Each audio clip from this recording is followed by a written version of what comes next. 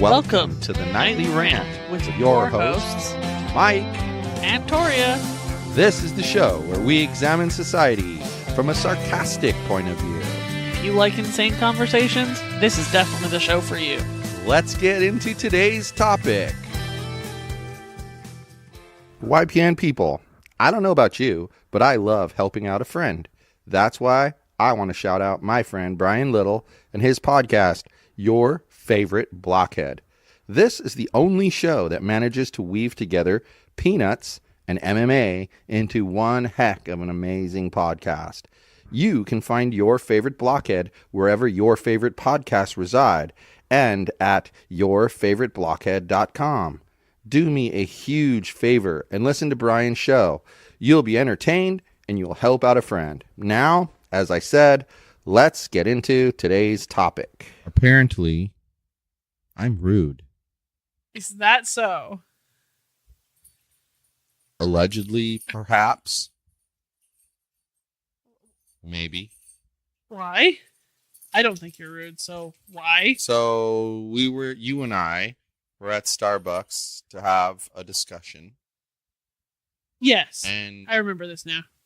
we had our discussion. We were mostly done with our discussion. And it was just And- This woman who had been sitting nearby has no clue what the discussion is about or why we're having the discussion, right, whose role is what in because this. there wasn't a lot of context what we were Exactly. talking about. And- so that's okay. And she gets up, she throws her trash out, and then she walks by me and leans in and she says, "You're rude." And then the part that you couldn't see because your back was to the door and she walked behind you, she kept turning around and glaring. And then she got all the way to the door. Well, she was waiting for a reaction, obviously. Right. And you were looking at my face and it was like a face of pure shock. Yeah, I was trying to see if you were going to say anything so that I didn't have to say anything. Do you know? I mean, coming from a woman, what comes next would have been better coming from a woman. It's true. It's true. And I'm sorry. You didn't have my back. I'm sorry. I was We're speechless. going to discuss that after this. I was speechless. So she gets to the door and she opens the door and I said, "Yeah, maybe I am, but you're a bitch." And then there was this little tiny short curly haired woman standing there. And she just she busted up. She laughed. So I don't Well, think she that. probably saw the ladies glaring at us at the very least. Yeah, I don't think the "you're rude" comment was as quiet as you think it was. Maybe not. I think the blood in your ears probably boiled so quickly that it seemed quieter to you than it But it was. didn't actually even make me mad at the time. Maybe mad later. At the time, I was just like, "You want to think I'm rude? You can think I'm rude." But right away, my instant reaction was, who was listening into whose conversation and then felt the need to interject themselves? Right? I mean, that would be considered extremely rude to me. Not just rude, but extremely. I listen into people's conversations all the time. Sometimes you can't help it over. Right. And sometimes people are talking about something that's kind of interesting and you're like, oh my God, I gotta know how it ends. Anyway. But the only time I would ever interject is when they're being super loud and they're having a technical issue that I can super quickly help them with. But if you don't know the That's it. context of what they're talking about, Right. and it's clearly a personal issue, Right. why would you assume anybody's role in that conversation? Right. So maybe she's not just rude, maybe she's sexist as well, because, I'm the man, so I must be at one at fault. Well, she's a saggy butt old hag, so there's that. It was It was alarming. I was speechless for the whole time it took her to walk to the door, and we weren't super close to the door. So it took her 45 seconds. And then you said what you said, and then I continued to be speechless as I watched her walk out, go across the drive-through, go onto the sidewalk, go across the street. I watched all of that before I could audibly say something. 'cause I Wait, was this so- loser was on foot? Yeah. She crossed the main Do street. you see why I didn't get mad until later, though? Who cares what she thinks? It's none of her damn business. And like I said, instantly when the words were out of her mouth, I was like, And who's the one that's been obviously eavesdropping I know. and then decided to make a comment of something she knows not the context? Who is this that did that? Right. Wasn't me. Right. I'm involved in one conversation with the person I came here with. Right. And like, I don't understand who does that. If you think that one person was being rude to the other, then that's something you go home and you talk to like whoever you talk to regularly about. You don't have a word with them. Like we do all the time. Where we'll go out to like Walmart and you'll see what you see and I'll see what I see, but we're smart enough not to say anything while we're there. Like, sometimes oh my God, we make dude. the eye contact. But it's like, but we don't go, oh my God, I just see the guy with the green shirt over there. Oh, what a doofus. You know, that otherwise someone could overhear, because that's the problem in the grocery store. Think about it. I could be down one end of the aisle. You could be down the other end of the aisle. And some people could pass me and not like me and then come down near you and say, make a comment about me. And you guys heard shit like that happen? Right, and you're standing right there. Yeah. So why open your mouth? You don't open your mouth until you're in private. And so many times we get in the car and you'll be like, oh my God, did you see that one guy with the purple shirt on and the green shorts? Did you see that guy? Oh my gosh. And you'll tell me what happened. And half the time I didn't even see it. Other half the time I saw it as well and was waiting to tell you. So it's always kind of humorous, that one, because we both saw the same thing. Who the literal fuck does that? I didn't understand that. And especially, you know, I'm pretty brutally honest about who I am. I really am. I'm pretty brutally honest about it. And really, like, the only time I ever get offended by what people say is when they start saying, oh, you're a bully. You're a bully. Well, why am I a bully? Because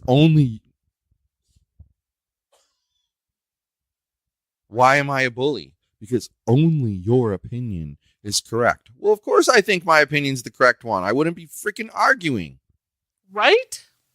And then What the hell is that about? I just can't. You get a little offended when people like attack you morally as well. Yeah, but because you of know course, Because you know of course, what? Shut up. You don't even know me. Right. So like when they start to tell me that, you know, what I am or am not in favor of in society. Right. You don't know me. Or they tell you that you attack small businesses. Yeah. Oh, that's wonderful. Right. That's ridiculous. Kind of the opposite of what actually happens. Right. People, sure, and if they happen to be a small business owner, well, that's their fault. But like, come on now. Come on. You know, now's the perfect time to tell you that we are sponsored by Squadcast.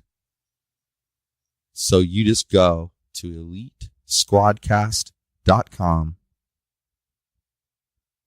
and we'll get a tiny little commission and you'll get the greatest service for remote interviews that exists. It's how we do all of our guest shows. It's fabulous. Sound quality is amazing. The ease of use is amazing. The software itself is just amazing. So that's who. So again, elitesquadcast.com. Head on over there. No, you won't have any regrets. So here's the thing, though. You mentioned that you were speechless for 45 seconds. At least. You walked out. But see, at the time, I did not know this. So I'm waiting for you to have my back and say what you're going to say. And you're not saying anything. And you're not saying anything. And you're not saying anything. And I'm like, she's going to leave and we're not going to say anything back. No, that's not happening. So then that's why I look at you one more time and your mouth was not a moving. Your head looked like you were completely turned off like a dim light bulb. Just click off. Right. And I'm like, she's not going to say squat. So that's when I said what I said. I probably would have yelled, what the fuck did you just say to him? And I probably would have stood up and tried to be menacing, even though I'm a complete pushover. And she, because she was not very tall and she was kind of like slim build, probably would have ran across the street and gotten hit by a bus. Like, that's what I envision happening in my head. And then that's pretty drastic, that description in your head. Yeah, well, it escalates quickly in there. Clearly. Well, you know, it's that whole situation was really strange and weird But it made me mad afterwards because of how hypocritical it all was. Oh, I know. But I know, talking about hypocritical, we were discussing how one of the reasons why I have a hard time anymore having a discussion about this homeless shelter in Buena Park is because people keep repeating the same tired old argument that, oh, by the way, it just happens to be going on right now without there being a shelter there. So how is it that the shelter is going to cause it? Right. So the people of Buena Park are kind of a broken record. So they're kind of a broken record, and they kind of keep repeating the same argument that you can easily defeat just by saying, well, hold on a second. Aren't there homeless near that school? Well, yeah. Right now today, right? Yeah. So then why are you saying that one of the problems with allowing the shelter is that there's going to be homeless near the school? That doesn't make much sense. Okay? So, one of the arguments that I had respect for, but didn't necessarily see it as huge an issue, was the whole, it's going to have a negative impact on property values. I mean, for me, I would rather live where there's a homeless shelter that's run with no drop-offs and it has to be referral only. Than a homeless problem. By far would I rather live that way. Because my opinion is that neighborhood over there, once they put that shelter in, isn't going to have a single homeless person camping out on the street. Well, and if they do, the police will remove them so quickly your head will spin. Well, exactly. And the security from the shelter will probably be assisting in that because they have... Because they're going to keep it perfect because they want to stay there. Right. And okay, so you got... Editing these things is interesting after we've been sick because there's a lot of those coughs in there from both of us. But anyway, they're going to do their best to keep it in line, and it's going to be super clean and super nice. But now, property values having a negative impact, I've seen 2 major studies that say that's not true. Do you want to know what's unfortunate, though?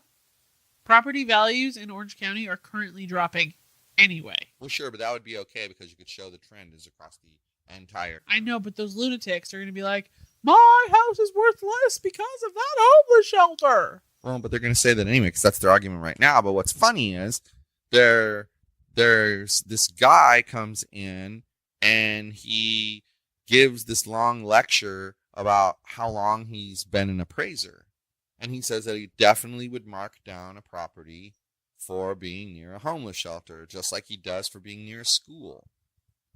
Okay. So I said, all right, that's your opinion. Other people have given a different opinion of that same thing. The studies, which are based off of real world data, in other words, what happened. We've studied them in action for however many months or years or whatever, and then we came to a conclusion based off of that study. Right. Well, he says, I said, so what about the homeless being on the streets? What kind of impact do they have on housing values? Well, same exact negative impact. Right. Hold on. Same exact as having a homeless shelter. Well, yeah, it's still a homeless problem. Aha. So you're telling me that you're going to argue against the shelter because it will have a negative impact on home values while telling me that the homeless in the street are having a negative impact on home values. So clearly the only solution is to ship them out to the desert like those really, really awful people want. Exactly. And then some people chime in and say, well, who are you to say what percentage is good enough? I'm like, I never picked a percentage. I merely said that if your housing value is affected in a negative way both times, then you can't use the shelter as the reason for the problem. Dumb people make my head hurt like a lot. Well, they start getting into that. What he's basically saying is that by saying some level of negative impact is acceptable, then I'm picking a percentage that I'm docking my boat at and tying it off and deciding it's okay if it drops 15%. So you're saying a house that's right there, very close to a school, very close to a potential homeless shelter, very close to multiple busy streets, is going to get a shitty property value anyway? No matter what they do, whether or not the homeless people are free-roaming druggies, or they're nice under the bridge dwellers, or if they're there was no homeless shelter at all and all the homeless people were taken away, they'd still have negatively impacted housing values because there's a school a stone's throw away. And I would think that being on that street particularly, so it kind of close to it, would so it kind of comes back like this: checkmate, right, game over, right. Your argument fails, and that's why it's very impossible to have a discussion online about that issue, because there's nobody online who, I just thought of something interesting, who has much to say about it other than those stupid arguments. But you know who I bet is probably going on and on and on and on and on and on and on and on and on, but we don't hear it because we're blocked? Of course. Where do you think she's going on and on? Do you think she's going on and on Nextdoor, or do you think she's going on and on Facebook? Both. Because I can find out one of those. Both. But I guarantee you she's opposed to the shelter idea. Well, she stood up at that freaking thing and was like, "You're all being duped." That was another thing that made me freaking speechless. Are you that stupid? What? I was making snide, underhanded comments to you through that entire thing about people and what the dumb things they were saying. And then she gets up and she says the entire audience is being duped. Did you hear any snide comments? No, because I just can't fathom that level of maroon. Oh. It's a shade I don't understand. That's funny. Did I derail you? Sorry. That was kind of ranty. No, that's your job, to be ranty. We have a visitor coming tomorrow. It's coming back. My Australian daughter. Dun, dun, dun. First time back since she went over there. First time back since getting engaged. First time back. And we have triple the dog we had before. Well, not quite. We had 2 before. Now we have 3. She's gonna be like bombarded by teeth. And jumping yogi. Jumping beans. Jumping beans. Stubby doesn't really jump. No. But if you kneel down really hard. If you kneel down, he'll crawl into your lap. Yeah. He's a good boy. I like Stubby a lot. Yeah. Me too. Beans, while he's adorable, I think you're right. He wouldn't be a fit in our family ever. I think we like this. Well, and I think to go with this, P.S. we're gesturing at Yogi, who's like sprawled out sleeping against my leg. To go with this, we need something that's a little bit more chill. Yeah, it could be. Well, that's why Odie was kind of the perfect dog. And had he failed a second time, we would have kept him. Right. Because he really did fit our little family here. Right. He, every once in a while, reverted back to barking at the cats. But they were starting to work that out. Well, and the cats He was getting along with Yogi and playing with Yogi. The cats weren't afraid of him anymore, though. Yeah. They were just like, this bitch again. Yeah, they just thought of him as annoying at that point. Right. But he was just getting. He was a perfect kind of dog for Yogi because he was active, but not like hyperactive. He really liked to sleep 20 out of 24 hours a day, pace around, eat, and go for walks for another 3.5 hours of the day. Yeah. Back. And the other 30 minutes, he was just like a wild wildebeest. Yeah. He It's half hour a day. Lunatic You're absolutely demon. right about that. And Yogi's the exact same dog. Yeah. But he doesn't pee on my wall. And Yogi also spreads it out. He's weird about it. Yeah. He gives you a little bit in the morning and a little bit at night. Right. Odie was usually at night. Yes. He just wanted to be loved in the morning. But the Beans over here, he's a very, very sweet dog. He yodels. He has way too much energy. I know. I mean, I love him to death. Don't get me wrong. I do. He's awesome. if I wasn't worried about so much energy. If I wasn't worried about like Mitchell tripping over him and breaking like a leg, I'd be like, Mitchell, go take a mile-long run. Take this with you. Yeah, exactly. Mitchell's not adept enough at controlling the leash. I could run with him. But then you'd have to go run a mile. I need to. Not with your lungs the way they are after your sickness. Maybe that's what I need. Hair of the dog, man. Just get in there and have some heavy breathing and spit it all out. If you're going to go run with the dog, take my inhaler just in case. I'd rather you don't die. Then I inhale it and I end up having a heart attack because it has some stimulant in it that doesn't sit well with my blood pressure. It says may cause high blood pressure. It doesn't say it will interact with blood pressure medication, though. I looked it up when you were sick just in case. See? It's scary, bro. It's scary. So, I have to say, so the one day we were sick, the day after I had the really awful fever, I took my pulse because it felt like my heart was racing, and it indeed was. So there's that. And then I toddled out here and I took my blood pressure. I don't even. It was over there. And it was borderline alarming. Not the day you went to the hospital alarming, but kill you, right? And that's why I went and got the ice pack to put on my face, and I was like, this is quite enough. I'm going to kill you after this. Why? If she doesn't appear again on the show, it's because I murdered her. Why am I being murdered? You didn't tell me that your blood pressure was alarming. You were sleeping. I don't care. I woke up at some point. Probably. And you've never said a word about it. It was alarming. What was the numbers? It was 159 over something, 90 something on the bottom. 90's not as bad as what I was at one. No, yours was 188 over 130. Yeah, that was not good. That was really bad. So Well, think of this. If I hadn't said take me to the hospital, I might have died right here. You might have. I mean, at one time when I was in Lethbridge before I'd even met you, my blood pressure was so high that I was on my way to go to the walk-in clinic anyway, and I was on the bus and I kept fainting on the bus. Oh. And this little old lady was harassing me to keep me awake. She's like, "Are you going to the walk-in clinic?" And she helped me walk to the walk-in clinic.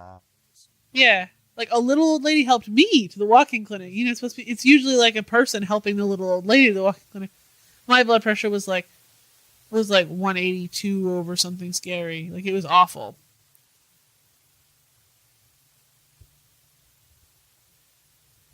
It's been ongoing for the last 30 minutes. What in the hell? We never sit out here without the TV on. You know? Rarely do we sit out here without the TV on. I think they have music playing. They do. It's AC/DC. I can hear it. It's Back in Black. Nice. Which means it's the younger ones. Which means the parents are probably out and they're having a party. Let's hope we don't end up with any holes in the wall this time. We have teenagers living next to us, so that's fine. You know what? But that's the loudest I've ever heard anything out of that apartment. Ever. That music. Including when the weird people lived there. I feel the only time we heard louder than that was when he punched the hole in the wall. Yeah. I feel legit bad for the people below them, though. Because I know how well we can hear the people below us if they're doing anything remotely loud. So I can only assume that they hear us as well as we hear them. Yeah. Except maybe with more Hi, neighbor. steps. Hello down there. But I feel bad for whoever lives below them. But I don't know who it is, so. That was weird. That's the first I've ever heard anything from that apartment. It's also possible. Okay. What I learned when you used to go work at the court was that if they have their window open or their patio open, it's just like the apartment across the hall. When they had their front door open, it echoes in our apartment. Huh. So they could have the window open. That's interesting. Not that it's echoing in here. It's just audible. You've had a lot to say tonight. Wouldn't it be alarming if that music was coming from the problem apartment above our friend? Yeah, you wouldn't hear it that clearly, though. I don't think so either, but it would be alarming. Anyway. You've had a lot to say tonight. You have. Is that a good thing? Question? Let the audience answer that. info@yogispodcastnetwork.com. Has Victoria talking up a blue streak tonight been a good thing or a bad thing? Well, I have to tell you. info@yogispodcastnetwork.com as she talks over me. I have to tell you, I definitely think you should send us an email. You won't hurt my feelings, but I may roast you on the podcast if you. Speaking of roasting. Speaking of roasting. Yeah. First, we got Jackson Horn. Oh.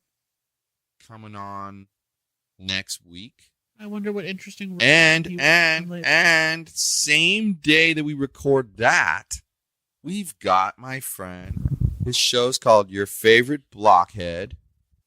It's the only show on the internet, like I say in my little spot in the beginning, my shout out. It's the only show on the internet that manages to mix MMA and peanuts at the same time. That's horrifying. And his name is Brian Little, and he's a super nice dude. And we may be making an announcement about Your Favorite Blockhead on that episode. So you're going to want to listen to that one. Yes. Upcoming. Coming soon. Yep. To be recorded a week from today. Yes. Pay attention. Pay attention. So, exciting crap. I don't think it's crap. It's so amazing. We have a weird, strange foster dog named Beans who suddenly has chosen to be afraid of the hallway because an air conditioner is running. And I find it weird that the temperature is what it is and someone's running the air conditioning. I almost wonder if they went on vacation and accidentally left it on. Or are they running a meth lab over there? That was funny. He asks if they're running a meth lab, and all you hear is "Rear" from behind the couch. I guess her answer is yes. They're running a meth lab. Or imagine if that apartment is vacant. I don't think it is. And they left the air on. You know, this one here, pretty girl. Uh-huh. I bet you when she was living outside, she could tell you some stories about neighbors. I think she would probably have to start speaking English. She speaks English to me all the time. Oh my God. It's like Yogi. Yogi has telepathic skills too, because he talks to me when he's in bed with Alyssa. He talks to me telepathically through the wall. Yogi does. I'm not kidding you. You think I'm kidding? I'm not kidding. I'm dead serious. You freaking tell me this every night. Well, good. Then I'm being consistent. It's true. You are. That's a good thing. Huh, Yogi? So anyway, but there's one thing you haven't said yet. Good night, everyone. Hasta la bye-bye. Thank you for listening to the Nightly Rant. If you enjoyed the show, please give us a 5-star rating on Apple Podcasts or Google Play. If you didn't enjoy the show, please just ignore that previous request for a rating. This has been a Yogi's Podcast Network production.